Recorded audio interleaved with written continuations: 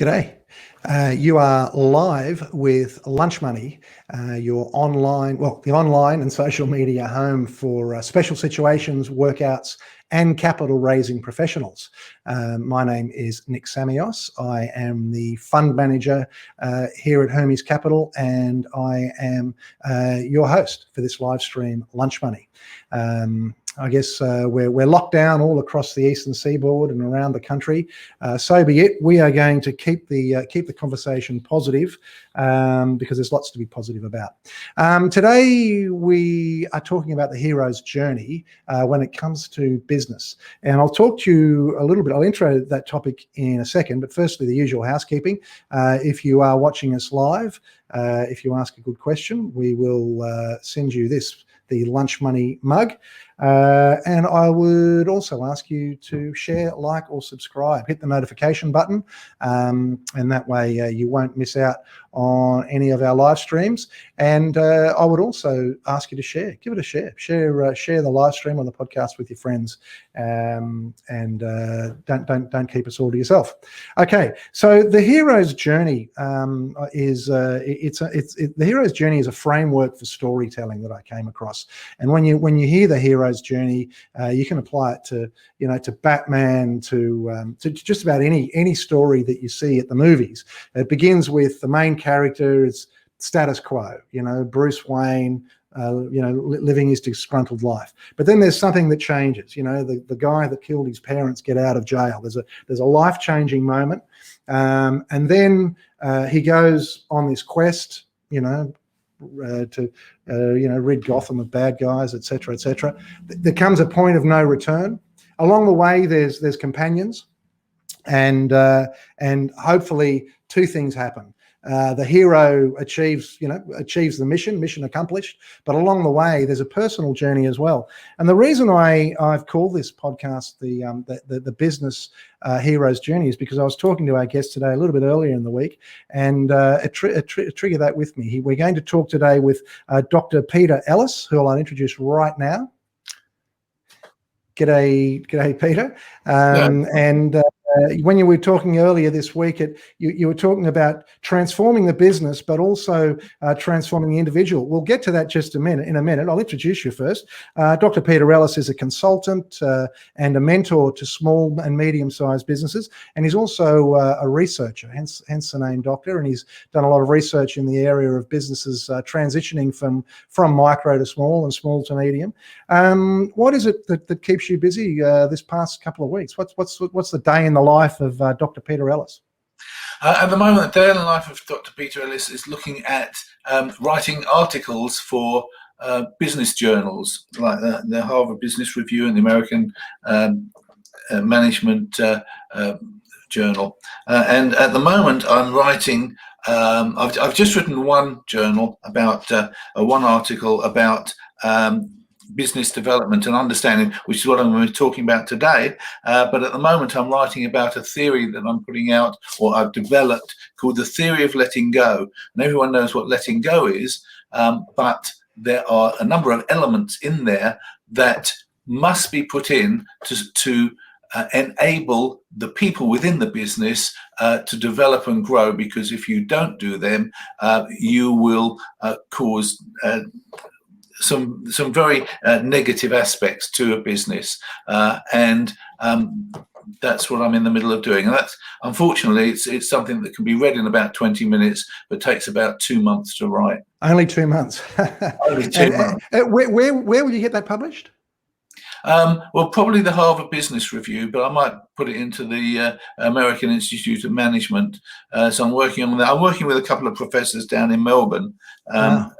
Because my manner of writing is for everybody, and their manner of writing is academic. So we sort of like mix those things together. All right. Well, it sounds like you're going to let me sneak in another Batman reference there, because in the third movie, of course, he's got to make the leap, and he's got to do as a child did, without the rope, which I always find that very inspirational. When you make the leap, you've just got to make the leap, without the rope, which I think is fascinating. Listen, that's your academic pursuits. But tell me, before we get into that, tell me a little bit about your consulting.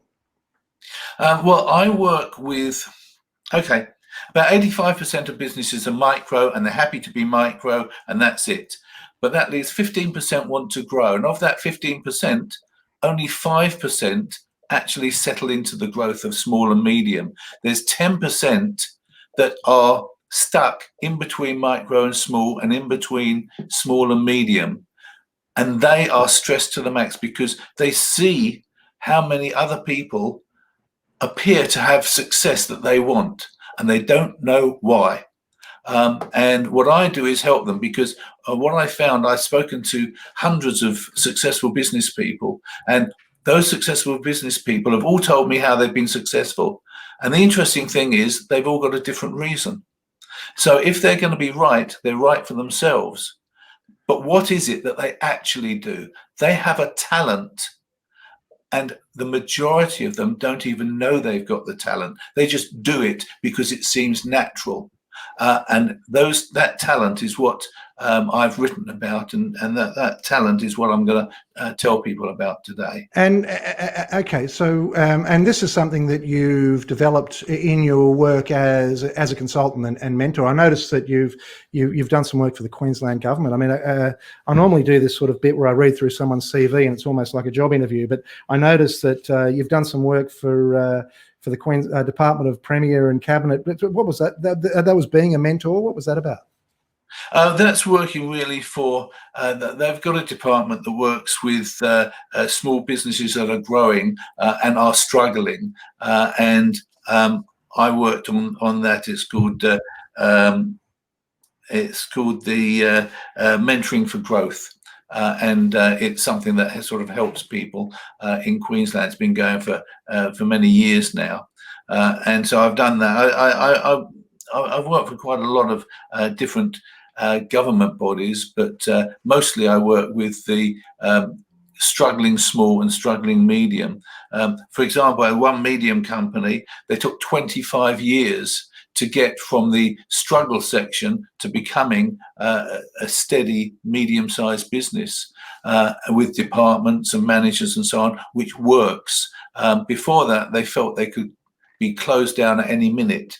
And that was a company turning over $500 million a year. And they felt they would be closing down any moment until they had their system in place, which I showed them. So these things, other people just take 3 years, bang, they managed to do it. So it's something that once you know what to do, it's like obvious. Like many things, and what I've put together essentially are elements that have been researched and looked at for many years. So they're well known, but well known as individual elements. They've never actually put them together, and so I put them together, and suddenly it's like a clear picture that everyone can see. Now, you sound like you're pretty optimistic when it comes to most business owners. I mean, not everybody can be successful. So I appreciate you saying that, well, actually, let's just go back. You said that there's 10 to 15% of people that are stuck in that sort of gap between, micro and small, or small and medium, that they could make the jump. But is it a matter of they're only being held back by themselves? Is that what you're suggesting? Well, you see, it's not what you know, it's what you don't know, what you don't know. So what happens is that many businesses, particularly professional businesses, who want to be small businesses, are definitely stuck in the interim. Generally, people say there's 3 sizes: micro, small, and medium. But what I've discovered is there's 7 sizes. There's micro, there's coming out of micro, going into small, and then coming out of small and going into medium. Each one of those stages, people either want to be in or don't know how to get out of. So if you're a micro and you want to do a bit more, you've got to change the way you look at your business, change the way you approach your business, and you do extra things. You have to have extra skills in working with people. And that one of the biggest areas that people get stuck is when they think they're small businesses, but they're actually stuck in between the sections. So I'll give you three very quick examples that I've worked with. A financial consultant was doing $1 million a year, and he had three other financial consultants, each of them only doing 100,000. It was costing him money in secretaries and paralegals and all these sorts of things to help them and to do that. And it was costing him money to have extra staff. He thought he had a small business, but he actually was just his business with some other people that was costing him money. I had a chiropractor, and the chiropractor had 20 other specialists in there: hypnotherapists, massage, podiatrists, and all this sort of thing. The owner was bringing in 75% of the income. The other 20 people were bringing in 25%, and it was costing the owner a fortune in secretary work and paying the rent for the larger business and so on and so forth to do this. They were actually losing money because they had so many people not bringing the money in. And a dentist who did the same thing. They were working 6 days a week because the other dentists were only working 2 days a week each. None of them understood how they had to approach it. They all did the same thing. They abdicated their responsibility to the admin person and said, okay, pay their wages, tell them what to do, and so on. And so the admin person is not their business. They're not going to tell someone what to do. Yeah, well, let me ask you about two scenarios then that spring to mind. The first one is, that thing of, the founder of the business, say, bringing in, 70% of the work or whatever it might be, or realizing that, I think you said $1 million of that is one of the real challenges for a lot of businesses to make that next level jump, right? Is to let go, I suppose, because they're worried that if I let go, I'm potentially jeopardizing $1 million worth of revenue that I'm bringing in. But on the other hand, I need to level up the other people that are supposed to be generating the income. So that's an issue, isn't it? But that's a very common problem. It is a very common problem, and the situation is this: because these other people are all professionals, they are expected to have the same attitude as the owner. But of course they don't, because they're just saying, okay, I'm only interested in this amount of income and I don't really care. So long as I've got my income, it's not my problem. So the owner doesn't realize what their responsibilities are. But once they do, so for example, with that, with a financial advisor, all he had to do was tell them, this is what you have to bring in if you want to stay in this company. The chiropractor only had to say, this room has got to earn me this amount of money. If you're only coming in like a little time, or the dentist, you're just coming in a little time, then when you're not here, I'm going to put other people into that room until I've got sufficient monies coming in. So it's not a lot that has to be done. It's just they have to realize what they're supposed to do.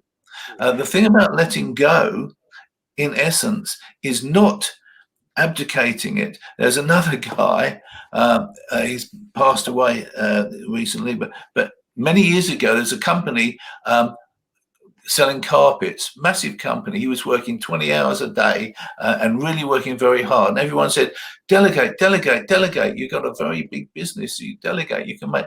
He delegated about 20 people to do his job. And one of the things that he did was a carpet company. He had 12 people buying carpets. They bought so much stock, he couldn't pay for it, and he went out of business because he didn't understand how to control the growth. Right. He just thought, give someone else the job and they'll do much. They don't know what he's thinking. They don't understand what's expected Well, I guess giving someone else the job is the sort of the second question I wanted to get to. Just sort of staying on that issue of, you know, all that revenue versus, you know, bringing other people up. I mean, that sort of metaphor that you gave, you know, the chiropractor saying this room's got to work. I mean, law firms, accounting firms, all those professional services, I mean, they've got exactly the same problem, don't they? I mean, absolutely. That's that model.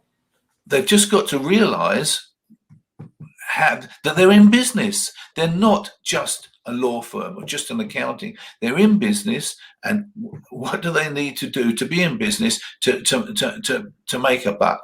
This is what has to be done in there, and they just say, well, you're qualified to do your job, therefore you can do it. And it's not as simple as that. There's just an accounting example. I won't tell you the name of the firm, but a reasonable sized firm here in Brisbane. A partner was doing $14 million. Thought, right, well, I'll get two new junior partners in, and I'll give them $7 million each, and then get them to build it up. One of them built up the business to 14 himself, like working very hard. The other one said, $7 million. That's all I need. I'm quite happy to do that. And the boss said, well, if I was getting that money in, I wouldn't need you to pay you extra money because I was doing that anyway. But he didn't understand. He didn't explain it. He didn't tell the guy what he had to do. So it wasn't being done. This is one of the problems with professional people. They don't appreciate that not everyone thinks like them. Yeah, I guess it's interesting that some, as you say, some of them, with some people, they literally want to take over the world, and that's fine. You know, they want to be the Bill Gates of, you know, whatever their area is. Other people are just happy to, you know, take home enough to put the kids through school, and I suppose that's where you've got competing interests. The other thing that I was interested in is you're talking about. So that's one where you've got one person responsible, like the founder responsible for a lot of the revenue. But one problem that I see a lot is where they then bring in this general manager, and very often I see it's you know, they've got a small business, but they bring in someone who used to be a senior executive at Coles, or they used to be a senior executive at, you know, Toll Logistics or something, you know, one of the monsters in the industry, and they then basically hand over the keys to the general manager. The next thing you know, expenses are gone through the roof, you know, and the business has been gutted. Have you ever come across that? Unfortunately, yes. One of those reasons is this: that people don't appreciate that a corporate is nothing like a private business. And the way corporates work is different. Now, if you're going to have a general manager and you've got a small business, then that general manager has to understand that that job is just, I've often had this, and what I've done is I've said, don't call them the general manager, call them assistant manager. Because once they're called an assistant manager, they roll their sleeves up and do some work. When they're a manager, they go in their office and let other people do the work. Yeah, well, that's interesting. I've seen a situation once before where a colleague of mine brought a general manager into the business, and over the top of a whole bunch of existing people, I said, you know what, I think you've made a mistake there. What you should do, don't do that. You know, make them earn some, you know, they're good at sales. Why don't you get them to earn their stripes, you know, in the operations, and then promote them. And that way, you know, and what ended up happening, of course, is that everybody saw this person as being external, and you know, it was it just ended in tears, actually, eventually. Yeah. Well, that's another part of what has to be learned, which is the culture of the business, which is the actions have to be done in a certain way, because every business has got a culture, and if the owner doesn't put their stamp on the culture, then someone else will. And that's not necessarily the way that the owner would like it to be. Well, talk us through that a little bit more. That is a little bit scary. I have seen that as well. That just, you know, so tell me how that manifests. Okay. Essentially, just very quickly, there's 5 elements to running a business. And if you don't have those 5 elements, if there's any one of them is either inadequate or missing, you're going to have a problem. Now, essentially, what it is the mindset and the skills are the personal ones. And then you've got the business ones, which is the processes and procedures, the organizational structure, and the action plan and the culture. Now, the culture is very important, because if you don't have a culture and put it in there, that business is seen as being essentially leaderless, and everyone does their own thing. I had a $20 million business where the father started up and built it up quite nicely, and it was ready to go to a medium size. And the son came in, who'd been in corporate for, I don't know, I think it was like 6 months or something. And he felt that this is a $20 million business. This is a big business. All I've got to do is tell the managers what to do, and then I can go off and play with my friends. So the culture was one where no one respected the son, and everyone came to the father to get everything done, which was not what the father wanted to retire. So what happened was that everyone did their own thing. They all thought they were doing the best thing. So, for example, in the purchasing, they bought large amounts of products because it was cheaper. The problem was that they were constantly, $20 million business, constantly on stop from their suppliers, because they never paid their bills, because they were buying too much. The salespeople were in the office were saying, look, just give us a $5 order and we'll send it to you for free. It was costing them $1 million a year in postage and packing that they were sending off for free. And they all thought they were doing well for the business, to get extra sales, to get cheaper products. And all those things were damaging the business because they had no direction. Okay. It's interesting, when my father was in business, he had, and being good Greeks, they had milk bars and, eventually cake shops and what have you. But, the businesses in those days, in the 50s, they were called Samios and Sons, and that was, like Matthew and Son, I suppose, quite a common thing. And I suppose the idea was that these businesses would be intergenerational.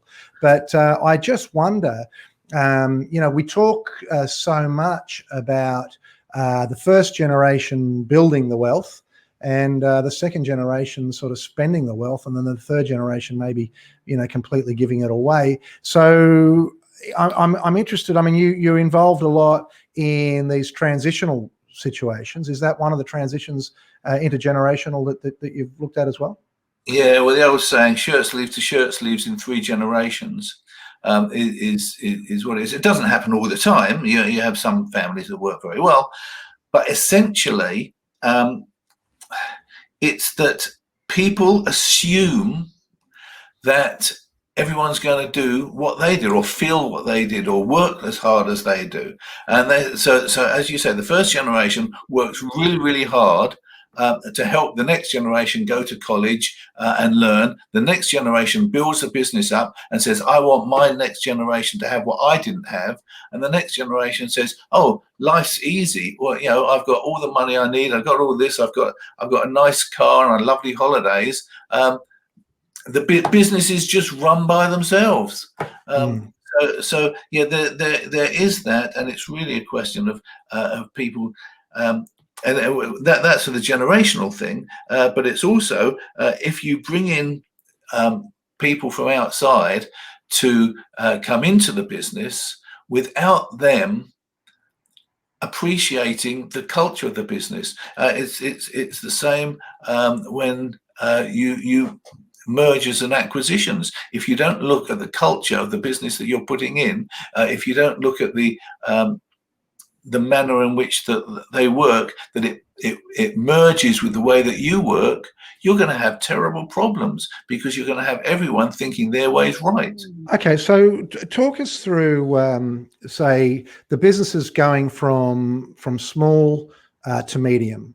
Right. I mean, aside from, assuming that the market opportunity is there and that, the business has got the physical capability of scaling up. I mean, what are That's some of the most good one. common barriers that you see? Okay, that's also part of the letting go.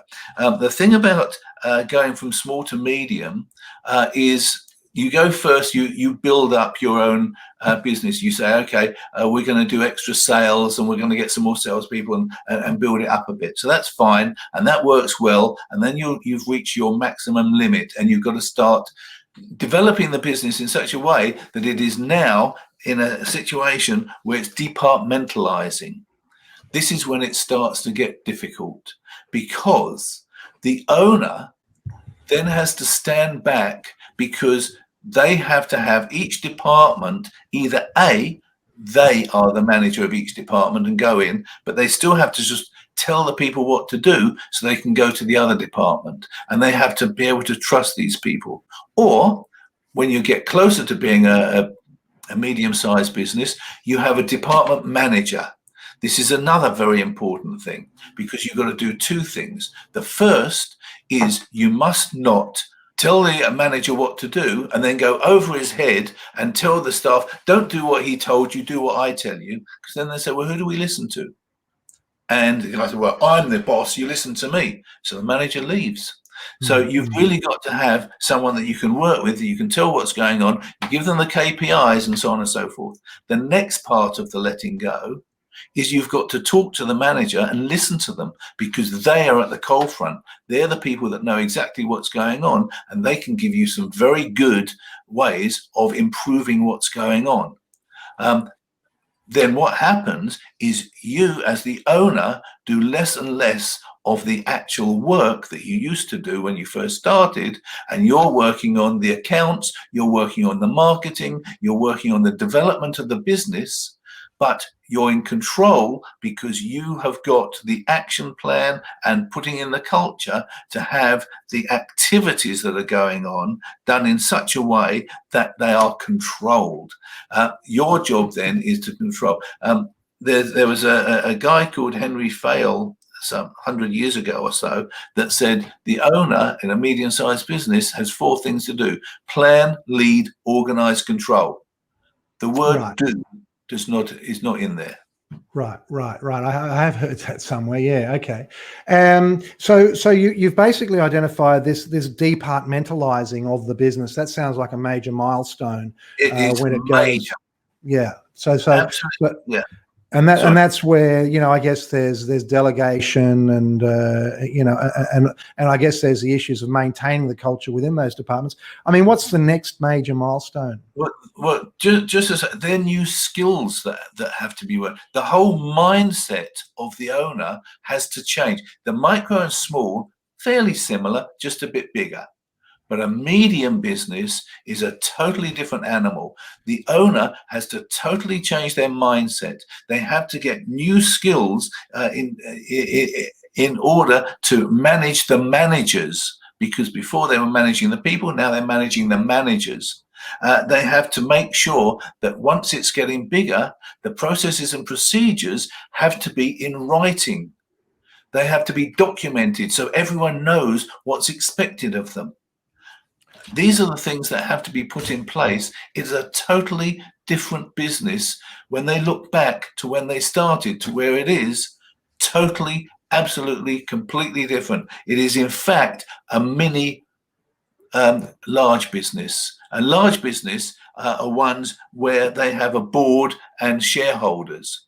And it's basically a mini company like that, a medium-sized business. All right, I'd like to get to that board, and I'd certainly like to get to that board stage. But when I hear you talking about skills and training and all that sort of stuff, I mean, the founder doesn't necessarily have those skills, and the founder, does need to bring in external advice and external helpers, right, such as yourself, right? So, but of course, I know when I speak to small businesses or medium-sized businesses, and it's clear as day that they need to bring someone in. But of course, they always say, "Oh, the business can't afford it." They don't want to spend the money. I mean, how do you overcome that?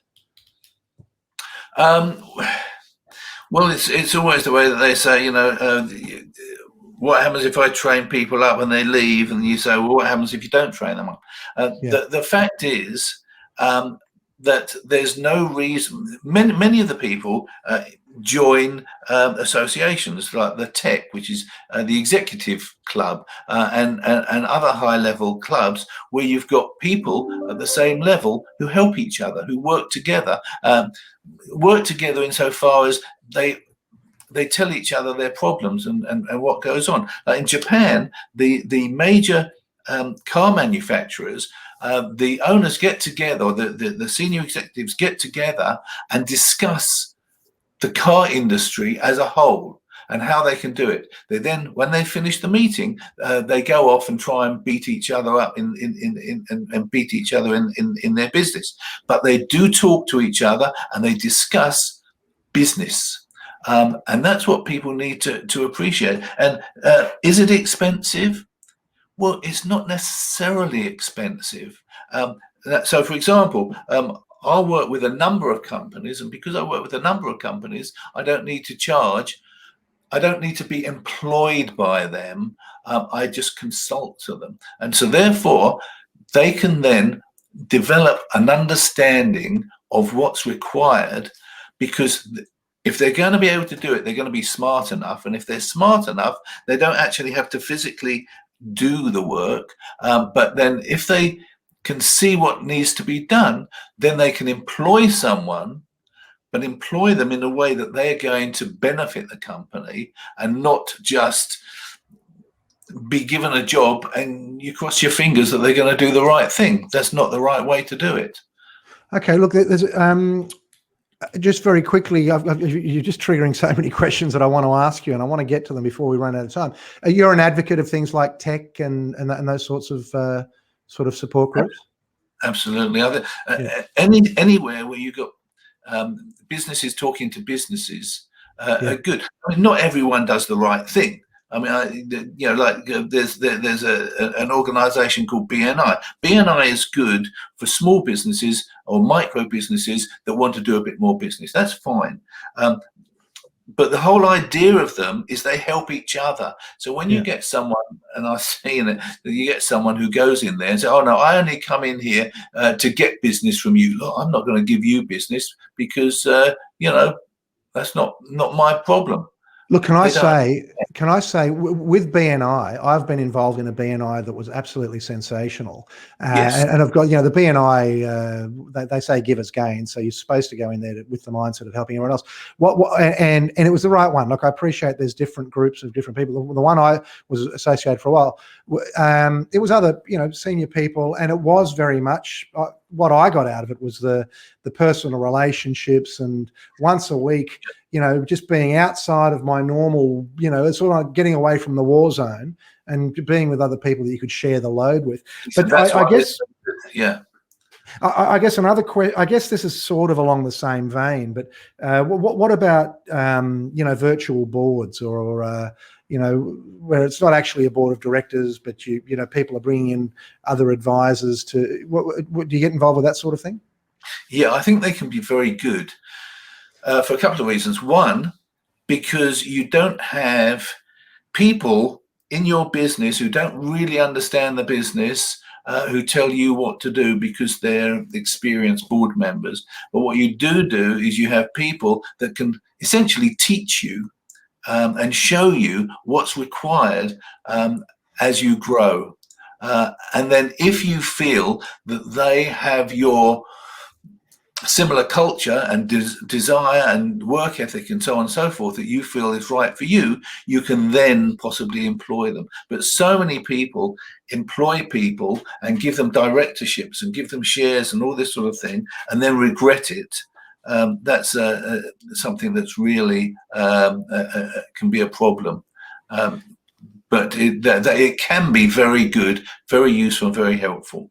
All right. Well, we've got Kenelm Tonkin, who has asked, he says, other factors in small businesses not wanting to transition from owner-managed to employee-managed are dilution, control, lifestyle, not realising they have incomplete skills and hubris.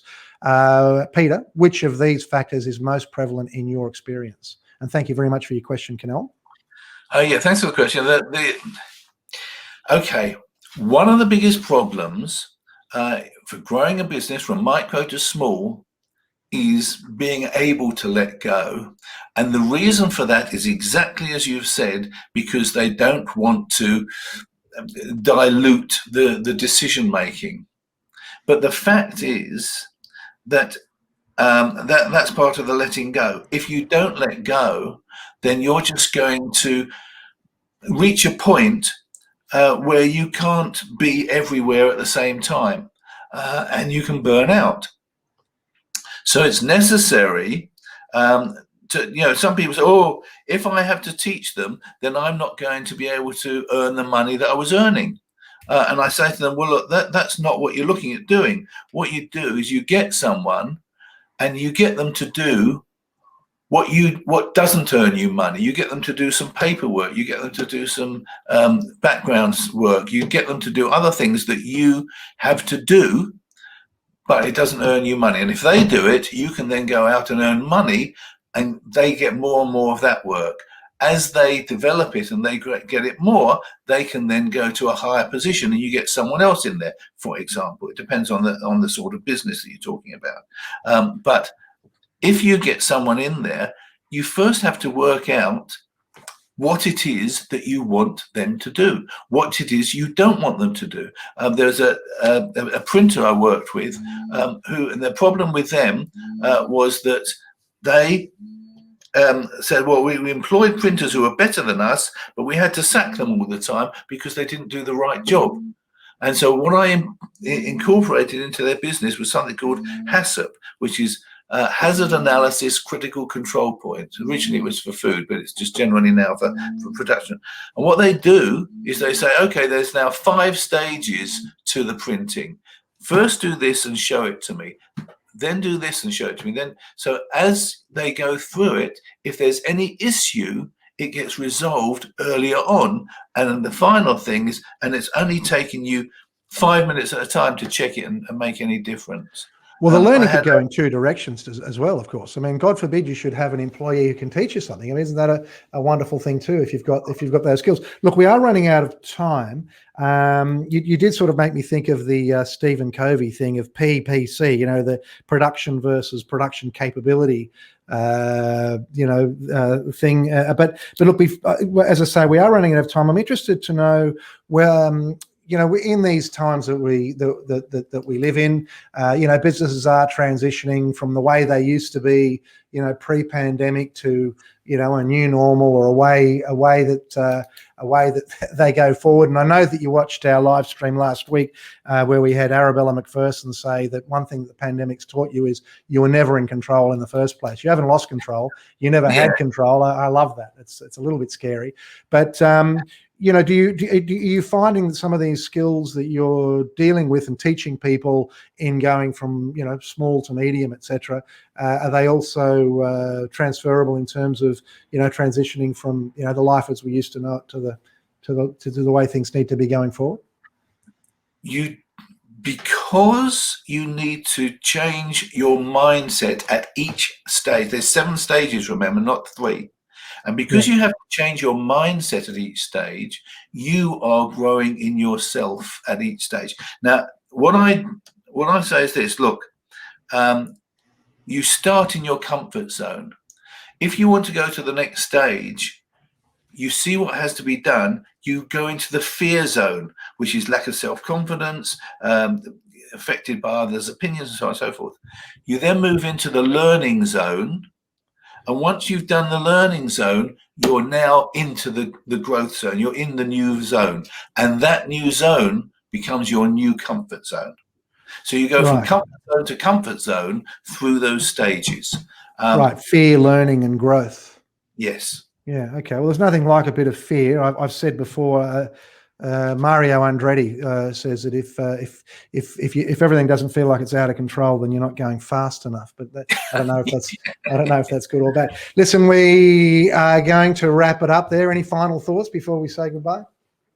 The only thing is, Nicholas, that I'm always looking to help people. So if any of the people that are looking at this are interested, and if they ask you, I'd be very happy to talk to them. Talk's free, and we can discuss it. Just remember one thing, and that is that I only charge what you can afford, because if you couldn't afford me, then I couldn't have a business. That's my final. Well, we will certainly in all of the promos for this, we will put links to you. So if you're listening to the podcast, go to the podcast notes, and you will find a link to today's guest, Dr. Peter Ellis. So thank you very much for joining us today, Peter. Pleasure. It's been an absolute delight. I really appreciate it. I'm very happy to chat with you about what we were talking about earlier. Fantastic.